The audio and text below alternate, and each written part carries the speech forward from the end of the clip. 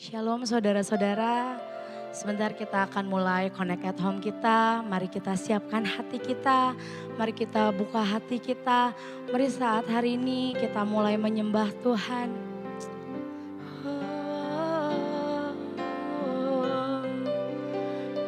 Mari sembah Tuhan. Haleluya, ya Yesus. Yesus Tuhan, Kau segalanya. Yesus, Yesus Tuhan, kami sembah, kami puji, kami muliakan. Mari sembah, kami sembah Kau Tuhan, Kau Allah yang hidup, Kau Allah yang hidup. Haleluya, haleluya, ya Yesus, ya Raja. Haleluya,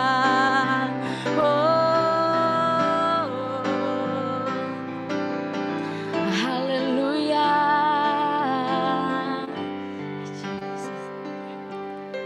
Ya Tuhan, rencana-Mu selalu baik bagiku. Ya Tuhan, perbuatan-Mu selalu sempurna bagiku. Ya Tuhan, rencana-Mu selalu baik bagiku. Ya Tuhan, perbuatan-Mu selalu sempurna bagiku. Yang kurindukan menyenangkan-Mu, jadikan diri-Mu tempat pertama dalam hatiku. Mengasihi-Mu sepanjang hidupku. Yesus, Kau segalanya bagiku. Yang kurindukan menyenangkan-Mu, jadikan diri-Mu tempat pertama dalam hatiku. Mengasihi-Mu sepanjang hidupku. Yesus, Kau segalanya bagiku. Ya Jesus, ya Tuhan, rencana-Mu selalu baik bagiku. Ya Tuhan, perbuatan-Mu selalu sempurna bagiku. Yang kurindukan menyenangkan-Mu, jadikan diri-Mu tempat pertama dalam hatiku. Mengasihi-Mu sepanjang hidupku. Yesus, Kau segalanya bagiku. Yang kurindukan menyenangkan-Mu, jadikan diri-Mu tempat pertama dalam hatiku. Mengasihi-Mu sepanjang hidup.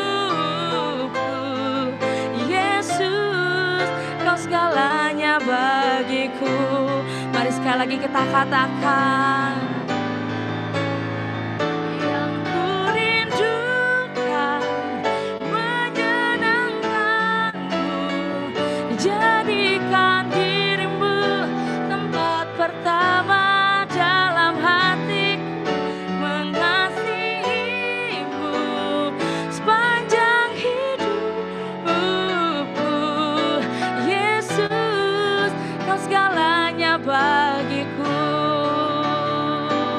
Oh, mari sembah kau segalanya, sebab kau segalanya bagi kami. Ya Yesus, ya Yesus, Yesus Tuhan. Oh, mari sembah Tuhan.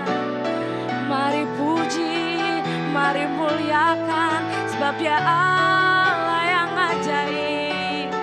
Ya Yesus Tuhan. Oh,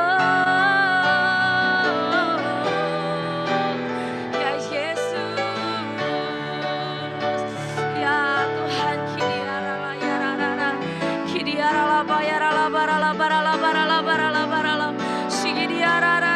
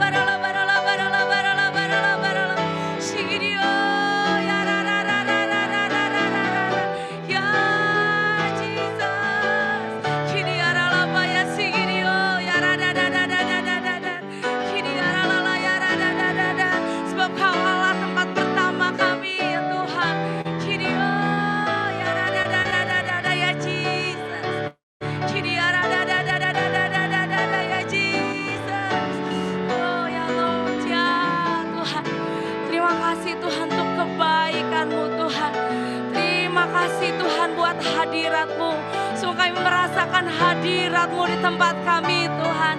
Terima kasih Tuhan, terima kasih.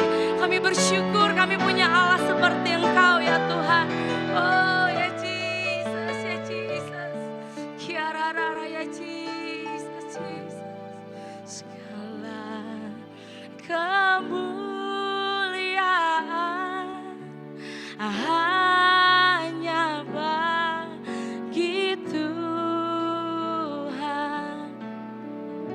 Segala hormat pujian hanya bagi Tuhan.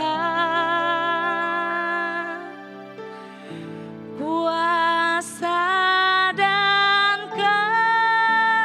kemuliaan hanyalah bagi Tuhan. Segala kemuliaan,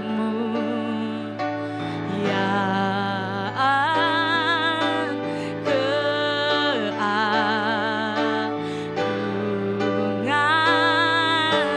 kejayaan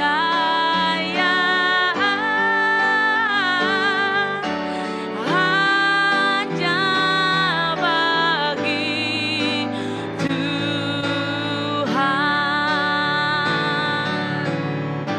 Segala kemuliaan hanya bagi Tuhan. Segala hormat pujian hanya bagi Tuhan.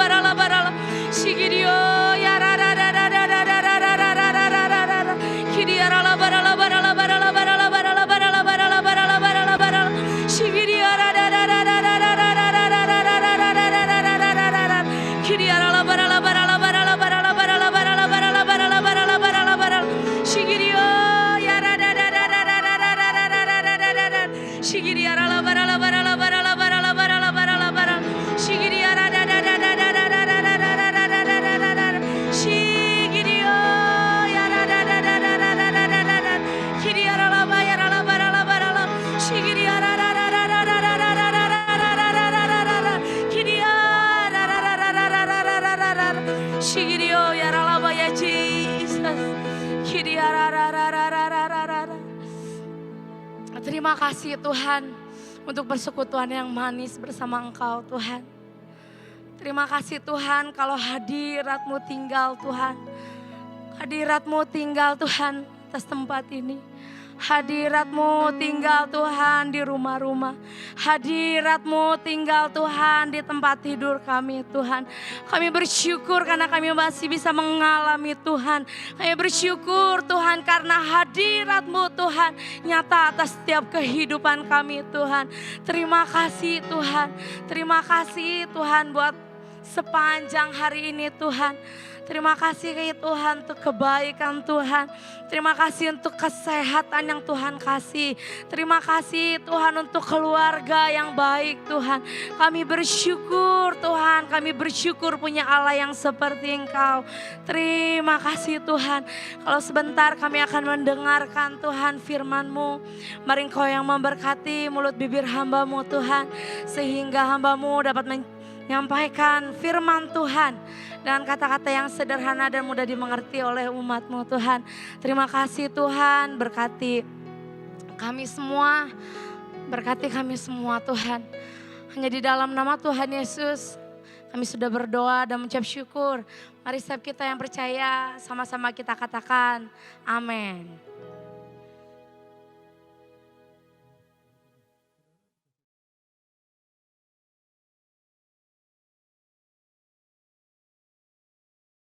Ya, puji Tuhan. Nah, terima kasih teman-teman sudah dikasih Tuhan malam hari ini. Seberapa kita yang hadir, saudara saya minta maaf sebelumnya karena harusnya hari ini Pastor Dio atau Pak Dio ya saudara, atau mungkin karena beliau juga masih muda ya saudara Dio yang harusnya menyampaikan pembahasan mengenai sola scriptura atau mengenai kenapa Alkitab itu satu-satunya kedaulatan bagi kita orang Kristen. Nah, cuman saudara karena ada keluarganya yang meninggal, jadi beliau hari ini tidak bisa hadir ya, minta maaf dan akan minggu depan. Nah, jadi saudara pada kesempatan ini saya hanya ingin mungkin dengan waktu yang ada, karena saya juga tidak akan bicara banyak saudara, tapi saya hanya ingin membuka pertanyaan. Kalau mungkin ada di antara saudara yang ingin bertanya mengenai tentang banyak hal ya, tentang Alkitab mungkin, tentang kekristenan mungkin saya yang bisa saya jawab akan saya jawab saudara, karena saya berharap Zoom ini lebih interaktif ke depannya saudara ya, bukan hanya sekedar dengar satu arah, tapi mulai bahkan minggu depan sekalipun nanti Pak Dio atau Pastor Dio menyampaikan pemaparan mengenai sola scriptura itu, nanti dari waktu yang disediakan mungkin pasti ada diskusinya saudara, karena begini, saya percaya bahwa kita sekarang sedang mau menggali dalam-dalam tentang Tuhan ya, the deep things of God, dan the deep things of God ini harus dimulai dengan sebuah respon dari setiap kita saudara. Artinya ya kita bisa memaparkan, kita bisa menyampaikan mungkin dengan apa yang kita tahu, apa yang kita pelajari, tetapi sebenarnya pertanyaan-pertanyaan itu ada di dalam hati saudara. Ya, jadi saudara itu yang harus menggali tentang Tuhan itu sendiri. Kami hanya memberikan tools, kami hanya memberikan kayak bahan-bahan, tetapi saudara sendiri yang perlu menggali dan mengerti bahwa siapa sih Tuhan itu dalam kehidupan saudara dan kita semua khususnya saudara ya, pada umumnya. Nah, jadi inilah yang saya ingin hari ini sama-sama kita coba mulai biasakan saudara. Jadi ada diskusi di antara kita, ada mulai berani untuk bertanya saudara ya, walaupun mungkin nggak harus dengan video karena mungkin juga keterbatasan saudara ada di jalan atau di mana, tetapi kalau saudara ada pertanyaan saudara ingin bisa untuk bertanya. Nah saudara, sekali lagi saya hanya ingin mengulang bahwa kenapa kita mau belajar ini sih saudara ya. Jadi dalam beberapa minggu yang lalu saya selalu tekankan, saya mungkin sebentar, saya tekankan beberapa ya, terus menerus saudara ya, supaya kita mengerti bahwa yang kita sedang mau bahas sekarang adalah bicara tentang kenapa kita harus mempelajari atau belajar saudara ya tentang dasar-dasar kebenaran ini. Saya ingin mengulas sedikit saudara. Yang pertama adalah karena kekuatan kita bukan hanya motivasional, ya yang sesaat, tetapi pengenalan akan kebenaran. Nah, ini pengenalan akan kebenaran ini yang harus terus kita gali sampai kita memiliki fondasi yang kuat. Kemudian kedua adalah kehidupan kita tidak akan stabil waktu kita punya kegelisahan, waktu kita nggak punya keyakinan dengan apa yang kita percayai, saudara. Jadi mendua hati, ya. Jadi seringkali kita Kristen, kita ikut di gereja ini, saudara, tapi pemikiran kita atau keyakinan kita itu mendua sehingga kita menjadi tidak stabil. Dan kalau orang nggak stabil, saudara, ya nggak ada yang bisa dibangun di dalam kehidupannya. Yang ketiga adalah apa yang dihasilkan dalam hidup kita adalah buah kehidupan. Dan buah dihasilkan dari pohon yang baik, dan pohon yang baik dihasilkan dari akar yang baik. Yang kita sedang mau bangun sekarang adalah akar yang baik. Kemudian kemerdekaan dalam jiwa kita akan dialami waktu kita mengerti tentang kebenaran. Jadi kemerdekaan sesungguhnya akan terjadi waktu kita mengerti tentang kebenaran, waktu kita belajar tentang kebenaran, baru kita akan mengalami yang namanya kemerdekaan total. Ya, saudara. Nah,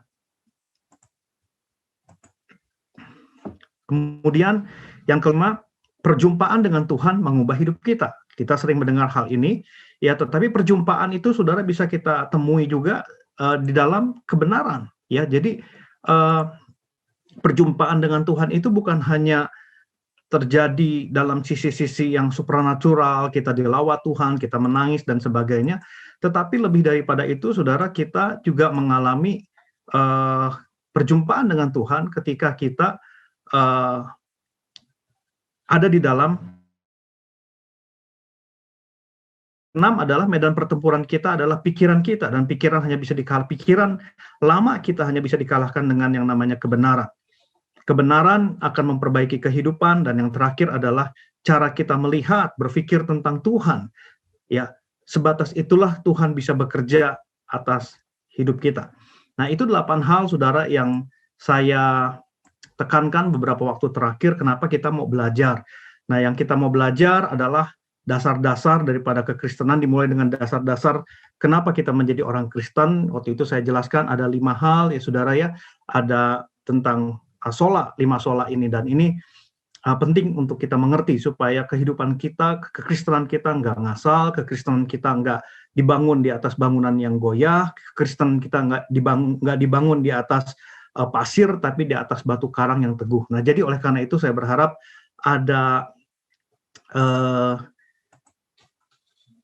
kesinambungan atau kerjasama di antara kita semua, saudara, supaya kita bisa belajar bersama-sama. Jadi nggak cuma dari sisi saya saja, ya saudara, tapi dari sisi kita juga mulai belajar untuk ya berdiskusi lah. Mungkin nggak bisa semua, tapi ya kita bisa belajar pelan-pelan.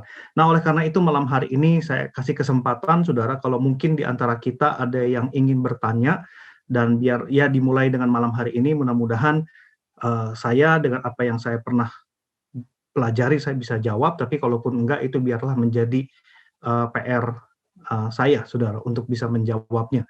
Nah, mungkin kalau saudara ada yang ingin bertanya malam hari ini, mungkin bisa langsung, kalau ingin lewat chat boleh, saudara, tapi juga kalau saudara enggak mau langsung juga, saudara, saya kasih kesempatan. Kalau ada, saudara ada? Minggu lalu saya sudah dorong, saudara, ya, untuk kita mungkin ada pertanyaan-pertanyaan.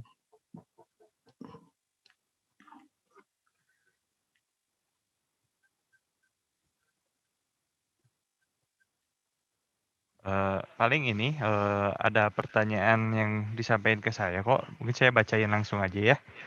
Jadi yang lain juga bisa dengar. Pertanyaan ini berkaitan dengan kanonisasi Alkitab. Dulu saya pernah dengar khotbah dari seorang pendeta, kalau saat teduh dan membaca firman Tuhan harus langsung dari Alkitab. Artinya Alkitab adalah sumber utamanya. Jadi seperti misalnya buku renungan, buku rohani, dan sebagainya hanya sebagai suplemen saja. Bukankah Alkitab yang ada sekarang juga merupakan hasil kanonisasi? Sistem tertutup, tidak ada penambahan dan pengurangan kitab lagi. Dari pemuka gereja zaman dahulu, yang notabene adalah manusia juga. Bahkan aliran-aliran gereja juga menganut perbedaan dalam kanonisasi ini, seperti misalnya Katolik Roma, Protestan, Ortodoks, dan sebagainya. Apabila suatu saat kita membaca sebuah kitab lain yang menjadi rema seperti kita membaca Alkitab, dalam artian positif yang membawa kita semakin dekat dengan Tuhan, Apakah boleh menjadikannya sebagai firman Tuhan dengan standar yang sama dengan Alkitab?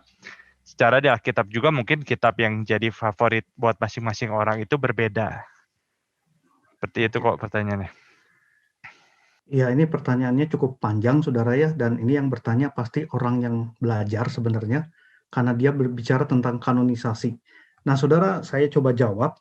Nah, sebelum kita masuk, saudara, kenapa Alkitab itu disebut dengan Alkitab yang dikanonisasi? Kanonisasi itu diambil dari bahasa Yunani, saudara, yang artinya adalah standar, pengukur. Jadi Alkitab itu dikanonisasi, artinya Alkitab itu adalah menjadi standar, distandarkan, saudara ya. Jadi sebagai satu alat pengukur bagi kehidupan kita. Jadi kanonisasi itu bukan penjilitan, saudara ya. Selama ini kalau kita nggak mengerti, mungkin kita berpikir kalau pernah mendengar kata kanonisasi, kita mungkin berpikir, oh Alkitab itu disusun saja, itu namanya kanonisasi. Nah, saudara, tapi proses penyusunan Alkitab itu adalah melalui kanonisasi sebenarnya. Artinya melalui sebuah penelitian, sebuah penstandaran yang benar-benar dilakukan oleh Bapak Gereja. Nah, siapa Bapak Gereja? Bapak Gereja itu adalah orang-orang yang pertama yang membangun gereja, saudara ya, yang artian pemimpin-pemimpin gereja di awal-awal abad pertama, saudara. Jadi ini bisa dibilang dari para rasul, ya murid-murid Kristus, saudara, dari para rasul yang ada, kemudian juga dari murid-murid dari para rasul dan sebagainya. Jadi penstandaran Alkitab ini penting karena, saudara, waktu itu memang Alkitab itu kan belum jadi buku, ya khususnya di Perjanjian Baru. Nah, jadi mulai dikumpulkan dan akhirnya disusun, saudara, dibaca, didiskusikan, ya pasti didoakan juga. Dan saya percaya dengan kuasa dan otoritas Roh Kudus yang ada di masing-masing murid-murid dari para rasul, kita sebut dengan bapak-bapak gereja, akhirnya dijilidkanlah Alkitab, saudara, ya yang kita sebut sekarang Alkitab, dari Kejadian sampai Maleakhi untuk Perjanjian Lama, dan untuk Perjanjian Baru Matius sampai Wahyu. Nah, jadi saudara, kanonisasi itu penstandaran. Kalau dikatakan memang ini dibuat manusia, ya saya setuju bahwa manusia yang mengerjakannya. Tetapi ada beberapa kriteria, saudara, dalam ada beberapa kriteria yang kita bisa lihat bahwa pengkanonan ini itu nggak sembarangan. Pengkanonisasian ini menurut kita orang Kristen, saudara ya, pengkanonisasian daripada Perjanjian Lama itu minim ada tiga syarat, saudara. Yang pertama adalah Perjanjian Lama itu dipakai oleh orang Yahudi, ya, artinya dipakai oleh orang-orang Yahudi. Nah, yang kedua ditulis oleh para nabi, saudara, ditulis oleh para nabi atau orang-orang yang memang diakui di dalam sejarah orang Yahudi juga. Tapi ketiga yang terpenting adalah Tuhan Yesus sendiri yang mensahkan ya kitab-kitab tersebut. Nah, saya ambil, saudara, di Lukas pasal yang ke-7, Lukas pasal 24, ya, ayat yang ke-44.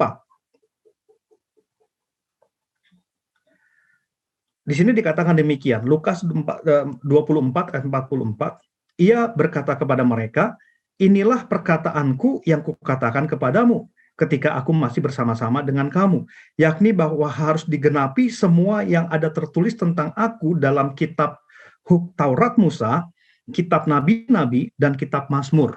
Nah, jadi saudara, Tuhan Yesus mensahkan bahwa di dalam kitab Perjanjian Lama ada 3 bagian besar yang disebut dengan kitab Taurat, kitab Nabi-Nabi, dan kitab Mazmur. Nah, saudara mesti tahu juga bahwa sebelum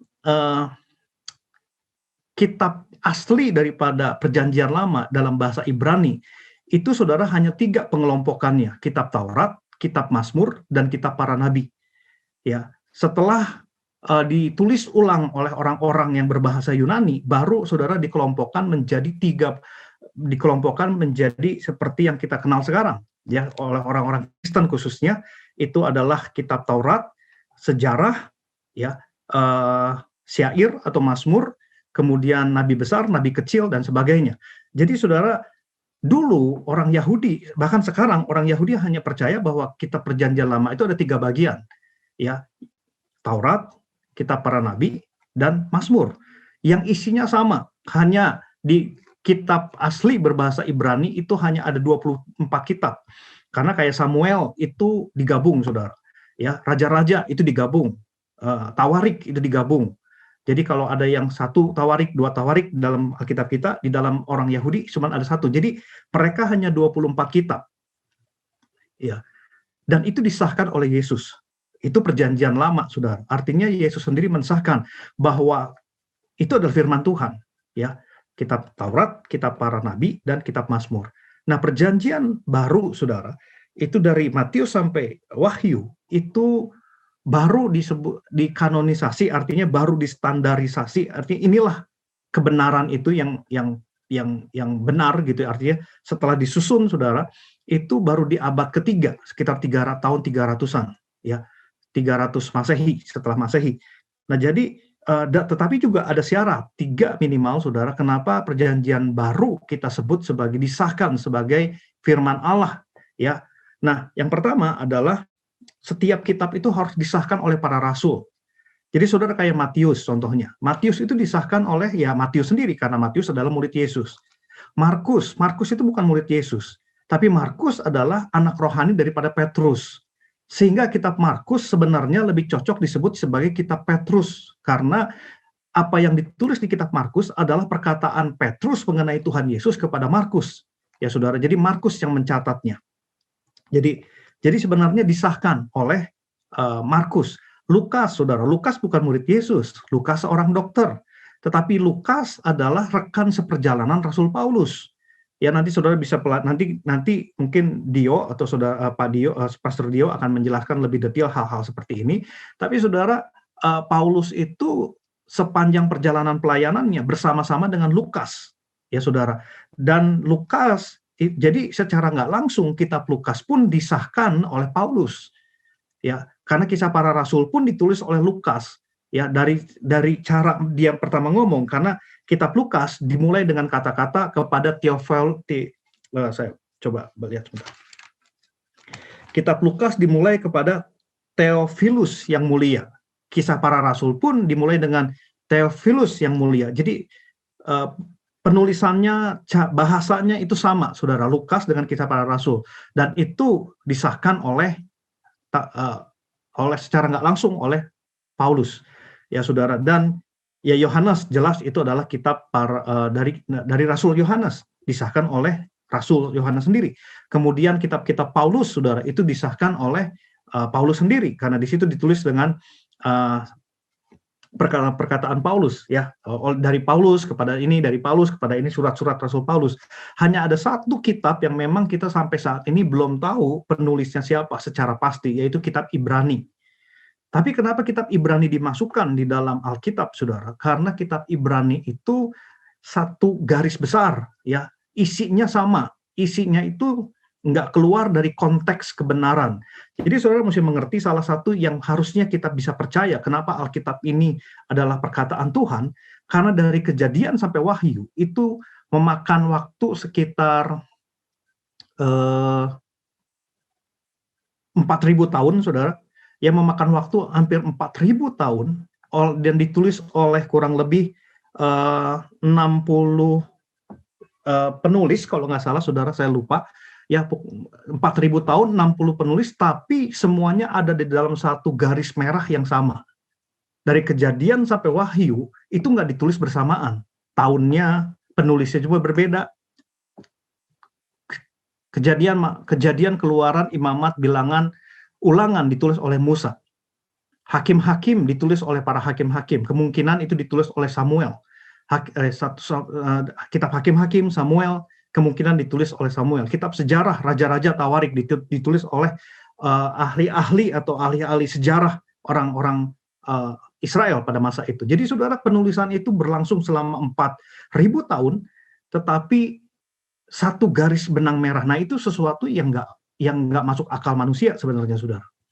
Nah, itu bisa jadi salah satu yang membuat kita percaya bahwa Alkitab itu memang satu susunan yang dari Tuhan, diilhamkan Tuhan kepada manusia. Jadi sekali lagi, balik lagi bahwa kitab-kitab di dalam perjanjian baru itu disahkan oleh para rasul. Kecuali kitab Ibrani memang kita nggak jelas penulisnya, walaupun kemungkinan besar juga itu Rasul Paulus, tetapi isinya tidak bertentangan. Nah, ada kitab-kitab lain, saudara, seperti Injil Barnabas, Injil Filipus, ya, Injil Maria dan sebagainya. Itu tidak dimasukkan karena isinya berbeda, saudara. Isinya tidak nyambung sama apa yang menjadi garis benang merah itu. Jadi itulah kenapa kita sebut kanonisasi itu penstandaran, bahwa dari Kejadian sampai Wahyu itu adalah standar daripada apa yang Tuhan inginkan atas gereja, atas kita semua. Itulah kenapa disebut kanonisasi, nggak bisa ditambahkan dan sebagainya, tetapi itu sudah melalui semua screening, semua filter, dan tadi yang saya bilang bahwa ada benang merah yang tidak terputus dari semua kitab-kitab yang ada di dalam Alkitab. Nah, mungkin saudara ada yang bertanya, apa nih maksud, kenapa kalau orang Katolik, saudara-saudara kita Katolik punya tambahan? Nah, tambahan itu disebut dengan kitab apokrifa, saudara. Kitab apokrifa, ya, itu di situ ada Makabe, di situ ada kitab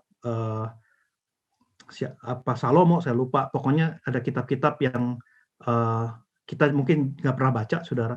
Nah, itu tidak diakui, saudara, karena kitab apokrifa itu, saudara, itu baru masuk kanonisasi itu di abad ke-16. Jadi kita percaya bahwa kanonisasi yang terakhir itu di abad ketiga, ya, setelah kitab perjanjian baru selesai, itu nggak ada lagi penambahan. Nah, dengan penambahan apokrifa, yang pertama itu dilakukan di abad ke-16, dan orang Yahudi sendiri menolak itu, saudara, karena itu adalah kitab-kitab perantara antara perjanjian lama dengan perjanjian baru. Nah, jadi menjawab pertanyaan tadi, ya, tentang kanonisasi, saudara, itu mungkin kurang lebih cerita kisah dari kanonisasi. Ya, jadi saudara bisa mengerti bahwa kenapa Alkitab yang kita pegang sekarang ini bisa dianggap sebagai salah satu, bukan dianggap ya, saudara, tapi harus kita yakini sebagai kedaulatan paling tinggi, karena inilah standar kehidupan kita. Inilah otoritas tertinggi bagi kehidupan kita. Ya. Nah, terus juga tadi saya catat ada pertanyaan yang juga masih sama tadi, dikatakan bahwa apabila suatu saat kita membaca sebuah kitab lain yang menjadi rema seperti kita membaca Alkitab, ya, apakah boleh menjadikan sebagai firman Tuhan? Saya rasa itu berbeda. Rema itu artinya adalah suara Tuhan, saudara. Rema itu artinya adalah firman Tuhan yang berbicara kepada kita. Kalau buku lain, saya anggap itu hanya inspirasi dan motivasional. Artinya bisa kita anggap sebagai sebuah inspirasi kehidupan kita, tapi derajatnya nggak boleh dibawa di atas atau sejajar dengan firman Tuhan. Karena rema adalah suara Tuhan. Buku bisa Tuhan pakai buku A, buku B untuk berbicara kepada kita. Saya setuju, ya. Itu menjadi inspirasi, tetapi semuanya nggak boleh menjadikan, oh kalau gitu buku A akhirnya sejajar dengan Alkitab. Nah, inilah saudara kenapa kita belajar sola scriptura sekarang. Karena salah satu yang membuat Martin Luther itu akhirnya membuat Protestan adalah menentang kita maaf dengan sebutan saja saya sebut menentang gereja Katolik yang akhirnya mereka juga mengeluarkan buku-buku lain, ya saudara, buku-buku lain, referensi-referensi lain yang akhirnya sejajar dengan Alkitab. Nah, ini yang nggak bisa, saudara, ya, karena mereka percaya ada buku A, buku B, buku C, buku dari si A, dari si B, dan mereka anggap itu sebagai penopang dan sejajar bahkan dengan firman Tuhan, dengan Alkitab. Ya, saudara-saudara kita yang Katolik, mereka punya penjelasan kenapa mereka seperti itu, tetapi kita balik ke Alkitab bahwa satu-satunya suara yang perlu yang kita dengar adalah suara Tuhan. Dan oleh karena itulah kenapa kita berbicara tentang sola scriptura, satu-satunya Alkitab sebagai kekuasaan, kedaulatan paling tinggi atas orang Kristen. Tapi bisa nggak Tuhan berbicara melalui buku yang lain, melalui ini? Bisa. Saya setuju dan saya nggak bilang nggak bisa. Tuhan bisa. Tetapi penempatan kata-kata itu adalah tidak bisa disejajarkan dengan firman Tuhan. Jadi firman Tuhan harus menjadi penerimaan tertinggi di dalam kehidupan kita. Nah, ini saudara, inilah yang membuat kita harus belajar. Banyak orang Kristen nggak bertumbuh, banyak orang Kristen akhirnya hidupnya nggak jelas karena mereka nggak pernah menjadikan Alkitab itu adalah standar kehidupan tertinggi mereka. Mereka nggak pernah menerima Alkitab dalam pemikiran yang benar bahwa Alkitab itu adalah suara Tuhan, kedaulatan paling tinggi dalam kehidupan kita, orang-orang percaya. Kalau kita nggak belajar firman Tuhan, kalau kita nggak percaya Alkitab sebagai kedaulatan tertinggi, terus kita mau berdiri di atas apa, saudara? Kita nggak akan pernah bisa dianggap sebagai orang Kristen kalau kita nggak pernah berdiri di atas kebenaran yang sesungguhnya itu firman Tuhan. Kita nggak bisa berdiri di atas buku dari si buku A, buku B, buku C. Kita hanya bisa berdiri di atas Allah itu sendiri, itu firman Tuhan. Karena Yohanes 1 ayat 1 berkata, ya, Yohanes 1 ayat 1 berkata demikian. Pada mulanya adalah firman, firman itu bersama-sama dengan Allah, dan firman itu adalah Allah. Jadi waktu kita menerima Alkitab sebagai the highest the highest rank dalam kehidupan kita, maka kita juga sedang menempatkan Tuhan sebagai yang paling tinggi dalam kehidupan kita. Kalau kita menjadikan Alkitab sama dengan buku lain, berarti kita sedang mensejajarkan Tuhan juga dengan filosofi manusia. Mungkin itu bisa sedikit menjawab, saudara ya. Kalau misalnya nanti yang bertanya ini ada pertanyaan lagi dari penjelasan saya, selama ada waktu masih bisa ditanyakan lagi. Mungkin ada lagi, saudara, yang lain? Ini ada pertanyaan berikutnya. Di Kejadian 6 kan disebutkan keturunan Adam dan Hawa itu Kain dan Habel. Dan setelah Habel mati, Kain diceritakan lari dan mempunyai istri. Pertanyaannya, apakah ada manusia yang diciptakan Allah lagi selain Adam dan Hawa, dan kenapa tidak dicatat dalam Alkitab? Sebenarnya di dalam Tuhan itu hanya menciptakan dua, saudara, yang secara langsung, Adam dan Hawa. Alkitab sudah menjelaskan itu di dalam Kejadian pasal pertama sampai Kejadian pasal kedua, bahwa hanya ada dua orang, dua manusia, atau manusia pertama itu Adam, yang kedua adalah Hawa, yang diambil dari tulang rusuk Adam, dijadikanlah mereka. Dan Alkitab menjelaskan sebenarnya di dalam Kejadian pasal ke-6, ya bahwa Adam akhirnya dan Hawa menikahlah begitu, mereka bersetubuh dan akhirnya melahirkan anak-anak. Yang pertama yang kita tahu ceritanya adalah Kain dan Habil, saudara, di mana Kain dan Habel ya.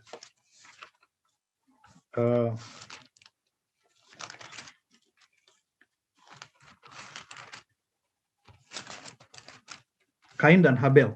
Kita tahu, saudara. Tetapi selain Kain dan Habel, Adam dan Hawa juga ya mempunyai anak-anak yang lain, saudara. Di situ ada Sem, ya saudara, Set, saudara. Ada Enos, saudara, dan ada lain sebagainya. Saudara bisa baca di dalam Kejadian pasal 4, Kejadian pasal 5, saudara. Nah, kemudian kalau tadi ditanya adalah apakah mereka tidak punya istri? Nah, saudara, Alkitab hanya menjelaskan bahwa Adam dan Hawa itu yang ditulis adalah anak laki-lakinya. Tetapi disebut juga dengan ada anak perempuan-perempuannya. Nah, saya coba lihat, saudara ya.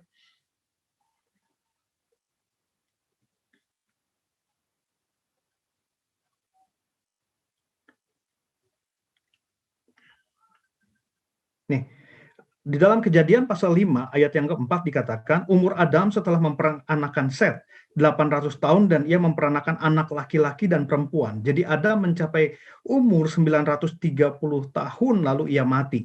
Ya, saudara, jadi ada anak-anak Adam lagi yang lain dan tidak dicatat mungkin. Nah, disitulah mereka akhirnya saling mungkin ya dalam masa itu saling kawin, saudara, ya, dan akhirnya terciptalah manusia-manusia yang lain yang akhirnya sampai hari ini kita tahu ada sekitar 7,2 miliar manusia yang hidup di muka bumi ini. Nah, ada pertanyaan, Kain menikah dengan istrinya, siapa istrinya? Nah, memang tidak ditulis, tetapi Alkitab menulis tadi dikatakan bahwa Adam melahirkan anak-anak, ya saudara, ia memperanakan anak laki-laki dan perempuan. Jadi ada anak-anak yang lainnya. Ya, cuman tidak dicatat di dalam Alkitab.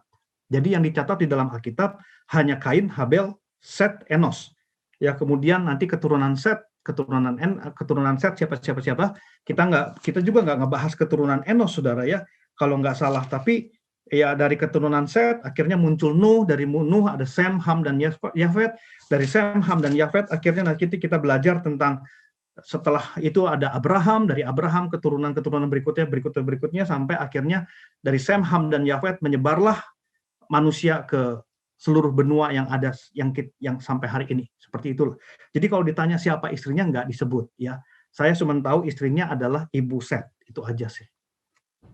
Nyonya Set ya. Saya nggak tahu namanya, Saudara. Mungkin itu ya, nanti kalau ada misal dari sini ada tanggapan lagi, Saudara boleh di lewat chat atau mau langsung. Mungkin ada pertanyaan lain, Saudara? Tadi Ini ada saya, ya. Baik, ada pertanyaan berikutnya kok. Bagaimana dengan doktrin? Apakah itu bisa disejajarkan dengan rema dan nubuat? Nah, jadi saudara kita perlu, kenapa salah satu kita belajar hari ini adalah kita belajar doktrin. Doktrin itu adalah kebenaran-kebenaran yang paling hakiki di dalam kekristenan. Doktrin itu sebenarnya tidak ada istilah doktrin di Alkitab, tetapi doktrin itu adalah kebenaran-kebenaran yang kita yang disusun. Yang disusun menurut apa yang ada di Alkitab. Misalnya contohnya, Tritunggal. Tritunggal itu, saudara cari, nggak ada di Alkitab Tritunggal. Kata Tritunggal itu nggak ada. Trinitas, Trinity itu nggak ada di Alkitab, saudara. Tapi kita mengambil itu menjadi doktrin, dasar kebenaran kita. Karena kita melihat, memang Allah kita itu 3 pribadi. Ya, saudara ya. 3 pribadi. Ada Allah Bapa, Anak, dan Roh Kudus. Nanti kita juga akan bahas ini, saudara ya. Jadi ada Allah Bapa, Anak, dan Roh Kudus. Mereka itu 3 pribadi, tapi dalam satu hakikat kealahan. Nah ini saudara, kita perlu belajar bahwa doktrin itu penting. Jadi apakah rema dan tadi apa? Dan nubuat. Dan nubuat apakah bisa disejajarkan dengan doktrin? Bagi saya rema dan nubuat itu harus patokannya adalah doktrin. Nah, saudara, orang karismatik ini kita bicara sedikit, kita ke orang-orang Pentakosta karismatik seperti kita. Kita itu gampang berkata, Tuhan berbicara, saya mendengar suara Tuhan. Nggak ada masalah dengan itu, tapi penting bagi kita menguji semuanya sesuai dengan apa yang di dalam Alkitab. Ada nggak di dalam Alkitab? Sesuai nggak dengan doktrin-doktrin dasar apa yang kita percayai?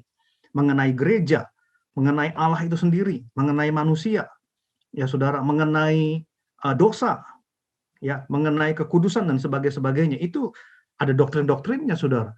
Nah, artinya semua rema yang kita dapat itu nggak bisa cuma sekedar dipaksakan kepada menurut kita. Semua harus ada dasarnya, saudara. Nah, itu kenapa kita perlu belajar. Karena jangan sampai kita, kata Tuhan, saya harus ke bulan. Begitu misalnya, saudara ya. Tuhan berbicara, saya harus ke bulan. Nah, kita nggak punya dasar yang jelas untuk hal-hal seperti itu, kecuali misalnya di Alkitab ada, saya harus ke bulan misalnya. Nah, jadi kita nggak bisa cuma sekedar, saya Tuhan berbicara tanpa ada dasarnya. Sekalipun ada kebenarannya, tapi kebenarannya itu kebenaran kita atau memang kebenaran yang disebutnya sudah menjadi dasar daripada gereja selama 2000 tahun ini, saudara.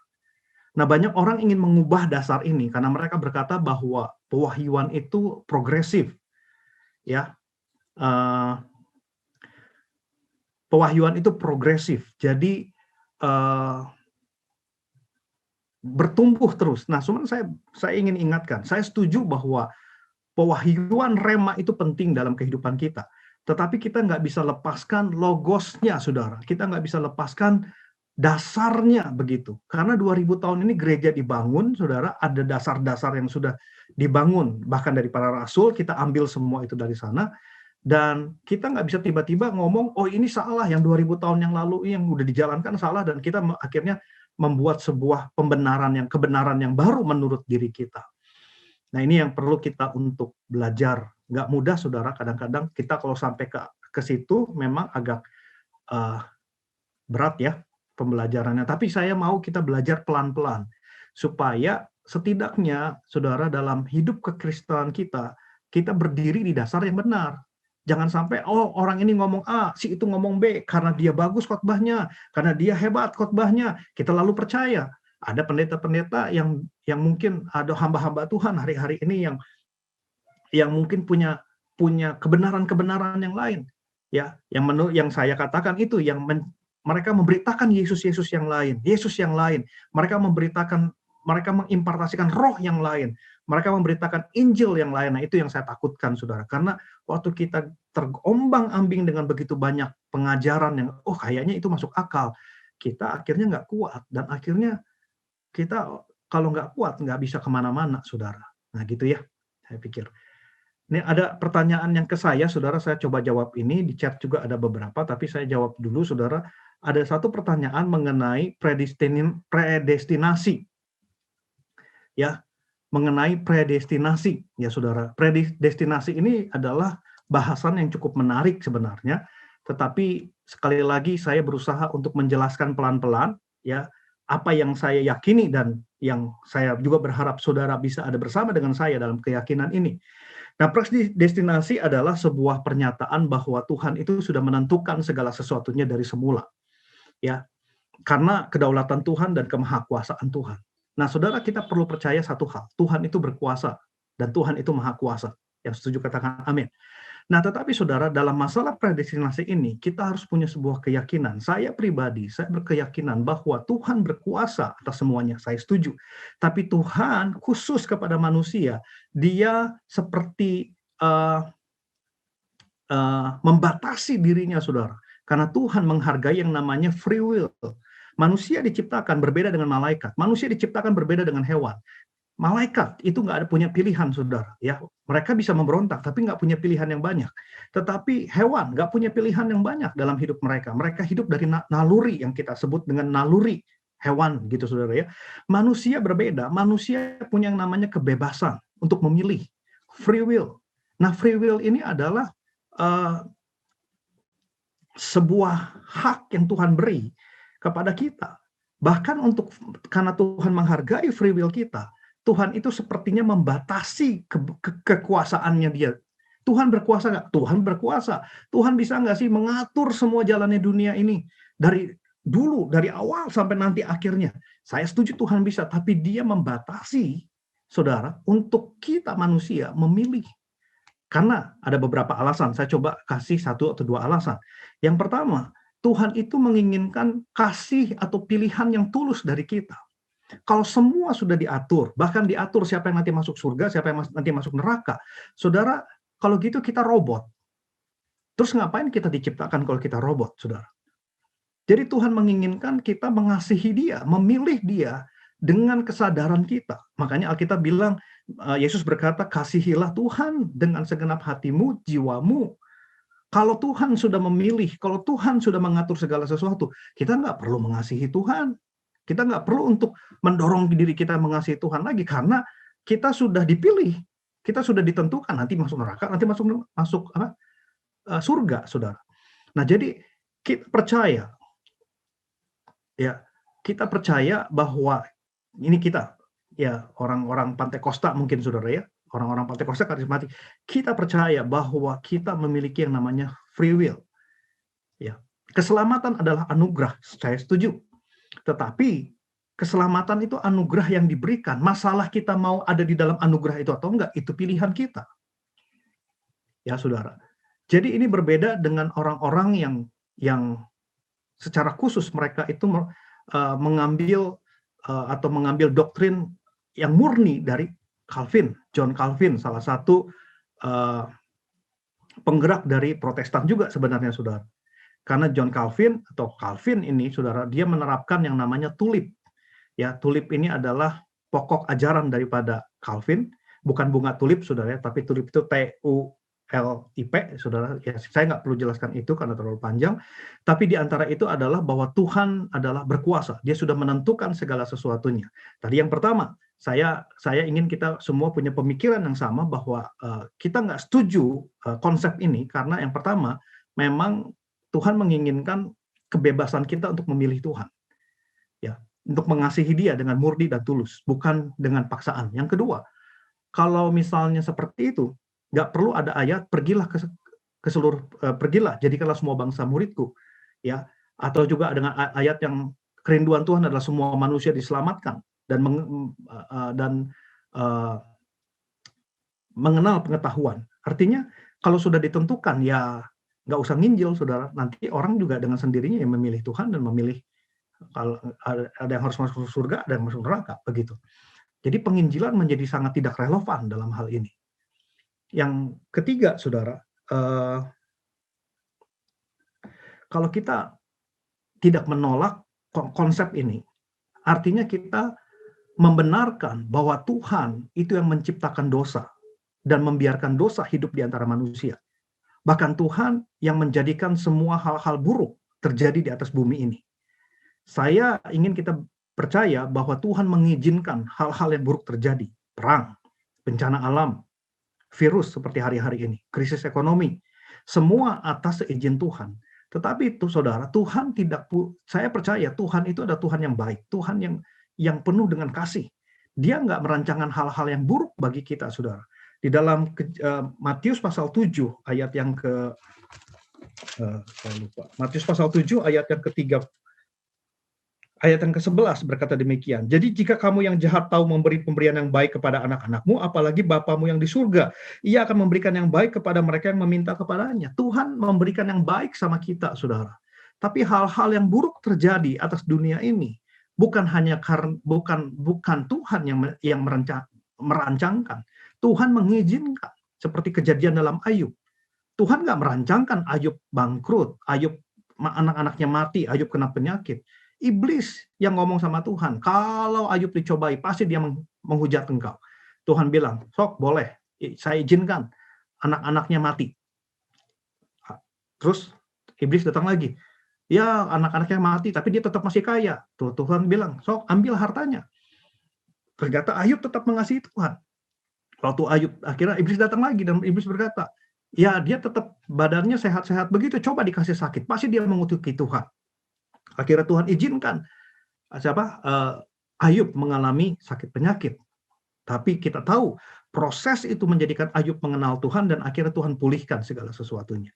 Nah, jadi saudara, konsep ini penting kita mengerti, karena kalau kita nggak mengerti, kita akhirnya menjadi orang-orang yang pasrah dan orang-orang yang udah nasib saya begini. Saya harus berkata bahwa apa yang kita tabur kita tuai. Saya pribadi tidak terlalu percaya dengan yang namanya takdir. Ya, apa yang terjadi dari hidup kita itu dari apa yang kita tentukan dan kita putuskan. Tapi sekali lagi saudara, bahwa konsep ini sekali lagi apa yang kita percayai itu pilihan. Jadi kalau nanti saudara dengar dari pihak yang lain, oh enggak, Tuhan itu berkuasa. Mereka pun punya dalil untuk hal-hal itu, saudara. Tapi saya ingin jelaskan sedikit hari ini supaya saudara mengerti ini konsep kita tentang predestinasi. Dan kita harus memilih di sini, saudara. Di mana saya berdiri dan di mana saya yakin.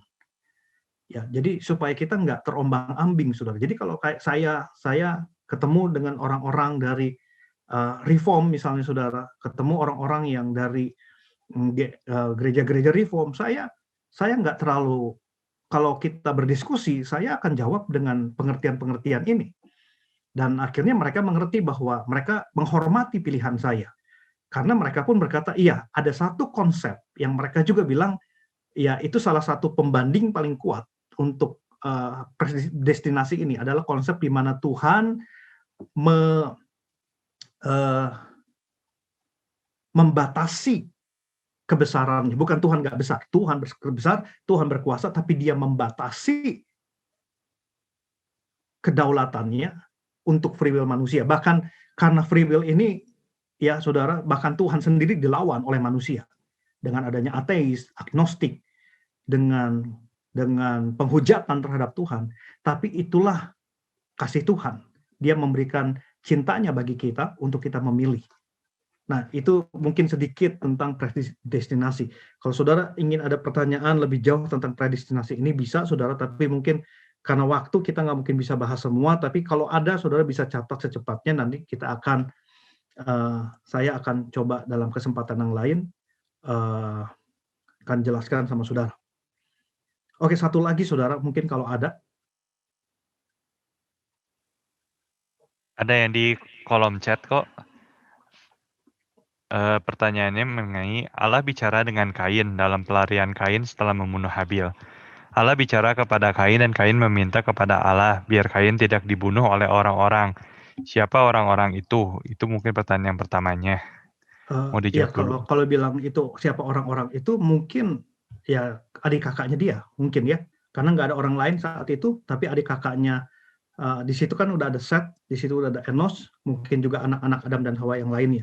Karena Adam itu hidup 900 hampir 1000 tahun, saya rasa anak-anaknya cukup banyak, saudara. Cuman hanya yang ditulis di dalam Alkitab itu yang penting-penting saja.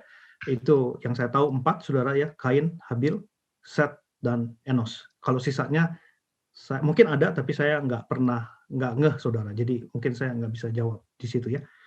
Kemudian 1 Petrus 1 ayat 18-19, kenapa darah itu mahal dalam perjanjian baru, dan simbolik darah menjadi doktrin perjamuan kudus perjanjian lama darah domba. Nah ini adalah bicara tentang persembahan, saudara. Persembahan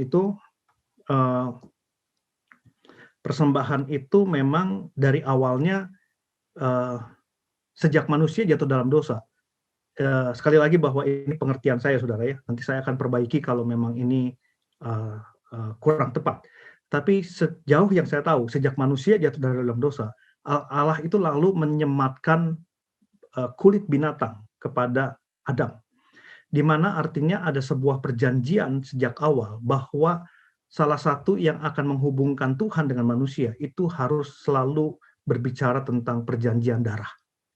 Ya, dan setelah itu kita belajar, ya saudara, makanya waktu Habel dibunuh, waktu itu juga bicara tentang hutang darah. Jadi darah ini memang sesuatu yang penting di dalam kekristenan, saudara. Ya, makanya kita di dalam perjanjian baru juga ditulis kita jangan minum darah, jangan makan darah, karena di dalam darah ada nyawa. Ya, itu salah satu yang membuat kita sebenarnya ya kalau kita mau berdebat memang nggak masalah asal dikuduskan, tapi memang secara khusus para rasul mengatakan hati-hati dengan darah, karena di dalam darah ada nyawa. Nah ini saudara yang memang kalau kita mau bicara detail agak banyak hal kita bisa bahas, tetapi sejak perjanjian lama darah ini dipakai menjadi sebuah perjanjian.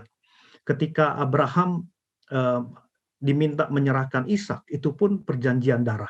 Karena Ishak akhirnya diganti dengan domba, saudara, dengan kambing yang disediakan di meja persembahan. Ya, dan sebagainya, bahkan di perjanjian di dalam Taurat, di dalam Imamat dengan jelas, bahkan dalam Keluaran sejak Tuhan berbicara kepada Musa di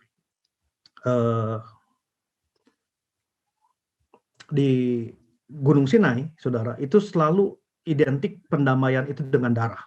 Bahkan sebelum Musa itu ketemu Tuhan, saudara, ada satu kisah ya. Ini karena ini nyangkut darah, saudara, saya ingin sedikit bahas, walaupun ya saya juga nggak terlalu dalam, saudara.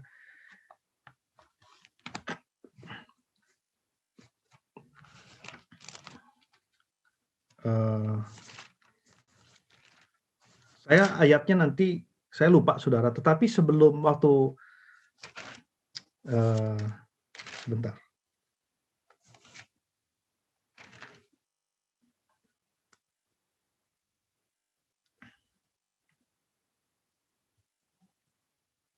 Jadi intinya, saudara, nanti saya coba cari ayatnya. Nanti minggu depan saya akan jelaskan sama saudara. Sebelum Musa itu masuk ke padang gurun Sinai, ada sebuah kejadian Musa itu akan dibunuh, saudara, oleh Tuhan sendiri. Ya, jadi Tuhan itu mau bunuh Musa. Nah, tetapi istrinya, ya saudara, istri dari Musa itu Sipora, saudara, itu dia menyadari, kemudian dia mengambil kulit katan, saudara, ya. Jadi nanti saya akan jelaskan lebih lanjut. Lalu di kulit katan itu disunat, saudara. Kemudian darahnya itu ditempel ke Musa, saudara, sehingga Tuhan tidak jadi membunuh Musa. Nah ini juga konsep dari sebuah kenapa darah itu penting. Nah, tetapi memasuki perjanjian baru, darah itu sudah ditumpahkan oleh Yesus Kristus, sehingga sampai hari ini kita nggak perlu lagi untuk menumpahkan darah untuk berdamai dengan Tuhan. Ya, jadi tapi darah itu penting, ya kita hanya bisa lihat dari firman Tuhan bahwa dari sejak awal memang peranan darah itu cukup penting sebagai pendamai di hadapan Tuhan. Itu sih mungkin ya. Ya, saudara, saya berharap pertanyaan-pertanyaan seperti ini bisa sedikit membantu saudara semakin mengerti tentang apa yang kita yakini hari-hari ini. Ya, ke saya memang masih ada beberapa pertanyaan, tapi saya sendiri masih belum bisa menjawab dengan tegas, saudara. Ya, salah satu pertanyaannya adalah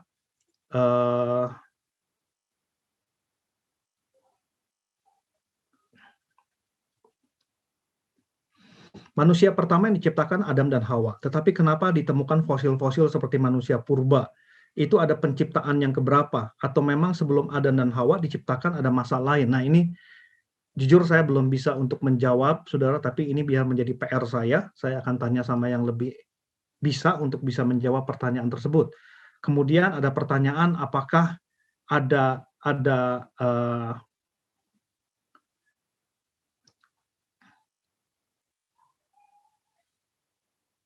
apakah di planet lain ada kehidupan? Karena nggak ditulis dalam Alkitab. Nah, ini juga pertanyaan yang saya belum bisa jawab, saudara. Tetapi ini menjadi diskusi daripada orang-orang atau cendekiawan Kristen hari-hari ini, karena memang Alkitab nggak menjelaskan.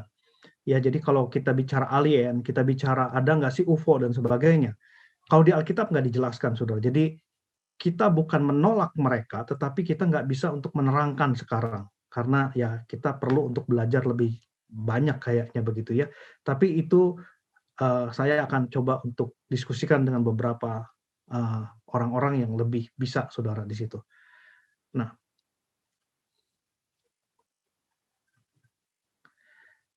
oke, saya jawab pertanyaan terakhir, saudara, ya, yang ke saya di sini. Tuhan itu di Alkitab kan nggak pernah bilang kalau sebenarnya Tuhan itu agamanya Kristen. Terus dari mana kita tahu kalau Tuhan itu menganut agama Kristen dan di mana dasarnya? Memang Yesus datang ke dunia nggak membawa agama, saudara. Dia memberi keselamatan. Yesus nggak pernah bilang agama A, agama B. Nggak ada Kristen. Nah, Yesus hanya memberi kabar baik, ya, barang siapa percaya sama dia akan menerima kehidupan yang kekal, begitu. Nah, tetapi Kristen akhirnya menjadi agama atau menjadi sebuah kepercayaan itu karena di dalam Kisah Para Rasul pasal yang ke-14, Kisah Para Rasul pasal yang ke-14 ayat yang ke-22, ya, saya bacakan dari ayat 21, Paulus dan Barnabas memberitakan Injil di kota itu, ini kota Antiokhia, saudara, dan memperoleh banyak murid. Lalu kembalilah mereka ke Listra, Iconium, dan Antiokhia. Di tempat itu mereka menguatkan hati murid-murid itu dan memberi nasihat supaya mereka bertekun dalam iman.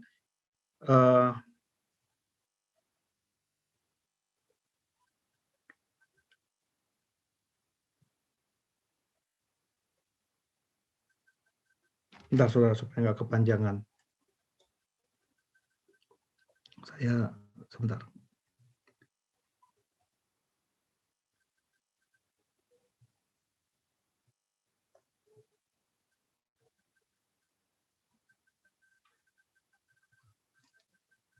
Oh, saya salah, saudara. Kisah Para Rasul 11 ayat 26. Seorang dari mereka yang bernama Agabus bangkit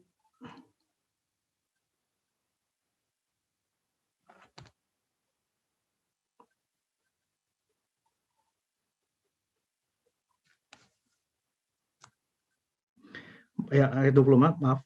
Mereka tinggal bersama-sama dengan jemaat itu 1 tahun lamanya sambil mengajar banyak orang. Di Antiokhia lah murid-murid itu pertama kalinya disebut Kristen. Nah, jadi saudara, yang namanya Kristen pertama kali muncul setelah Yesus mati dan bangkit, ya, naik ke surga. Dari pertama kali muncul kata Kristen ada di Kisah Para Rasul ketika Petrus, ya, dan para rasul mengajar di Antiokhia. Dan disitulah pertama kali mereka disebut dengan kata Kristen. Kristen sebenarnya bukan agama. Kristen adalah sebenarnya sebuah cemoohan. Arti kata Kristen adalah Yesus kecil, ya. Jadi mereka itu sedang mengejek. Oh, orang-orang itu sedang melakukan apa yang Yesus lakukan. Makanya disebut dengan Kristen, ya, saudara. karena diambil dari kata Kristen itu Kristus, ya, Kristus gitu saudara ya. Jadi sebenarnya Kristen itu ejekan orang-orang atau panggilan orang-orang karena pada masa itu para rasul dan murid-muridnya melakukan apa yang Yesus lakukan. Karena zaman itu belum ada Alkitab, saudara. Zaman itu belum ada kitab-kitab yang kita punya sekarang. Jadi mereka hanya melakukan apa yang Yesus lakukan dan mereka hanya mengajarkan apa yang dulu Yesus pernah ajarkan ya kepada Petrus, dan Petrus ajarkan kepada murid-muridnya yang lain di bawah mereka. Nah, jadi saudara, Kristen itu sebenarnya bukan agama. Kristen itu adalah sebuah sikap hidup seperti Kristus, itulah Kristen. Jadi kalau hari ini Kristen menjadi agama, itulah yang disebut dengan liturgi, menjadi sebuah aturan-aturan manusia. Nggak salah dengan liturgi, itu mempermudah kita untuk memfasilitasi kita untuk bisa mengenal Tuhan lebih baik. Tetapi kalau kita menjadikan Kristen hanya liturgi, disitulah kita kehilangan makna sesungguhnya. Karena kekristenan artinya adalah Kristus-Kristus kecil, melakukan apa yang Kristus lakukan. Ya, puji Tuhan. Nah, saudara, jadi ini yang saya bisa sampaikan pada malam hari ini ya, walaupun hanya 3-4 pertanyaan, tapi sudah memakan waktu hampir 40 menit. Nah, jadi saya berharap saudara memang kita akan nanti ke depannya juga akan banyak berdiskusi seperti ini, dan saya berharap setiap kita mulai banyak mempertanyakan ya, hal-hal yang selama ini memang kita masih bingung. Dan nggak salah untuk mempertanyakan karena kita belajar niatnya, saudara. Kalau kita nggak mempertanyakan, kita nggak bertanya, di situ malah kita akan sesat, saudara. Kita akan salah berpikir, salah konsep, salah pemikiran. Karena dalam pemikiran yang salah akhirnya akan melahirkan perilaku yang salah. Dari perilaku yang salah, akhirnya kita sedang melahirkan buah yang salah dalam kehidupan kita. Jadi malam hari ini saya berharap apa yang disampaikan setidaknya bisa memberikan garis besar apa yang kita yakini. Ya, puji Tuhan, saudara. Saya pikir karena sudah lewat, kita akan selesai, saudara. Minggu depan kita akan bertemu kembali jam 8. Saya berharap minggu depan lebih pagi, saudara. Jam 8:05 kita sudah bisa untuk mulai pembahasan. Karena waktu, ya kita nggak bisa terlalu malam juga. Baik, kita akan berdoa. Terima kasih malam hari ini untuk apa yang kami bahas, kami bersyukur. Biar Tuhan memberkati, menyertai kami semua, supaya apa yang kami dengar setidaknya memberi kami sebuah kekuatan, memberi kami sebuah dasar untuk kami terus melangkah dalam kehidupan ini. Terima kasih, berkati setiap kami semua yang hadir malam hari ini, biar semua pengenalan akan Tuhan itu menjadi prioritas kami hari-hari ini. Kami bersyukur, berkati semua teman-teman yang hadir. Terima kasih untuk anugerah Tuhan, di dalam nama Yesus kami sudah berdoa. Mari angkat kedua tangan kita, buka hati kita, sudah kasih Tuhan saja. Terimalah segala berkat kasih karunia yang berlimpah daripada Allah Bapa Putranya Yesus Kristus, persekutuan Roh Kudus menyertai kita semua mulai malam hari ini sampai Tuhan Yesus datang kedua kali, bahkan sampai selama-lamanya. Tuhan menyertai kita semua yang percaya bersama dengan saya katakan, amin.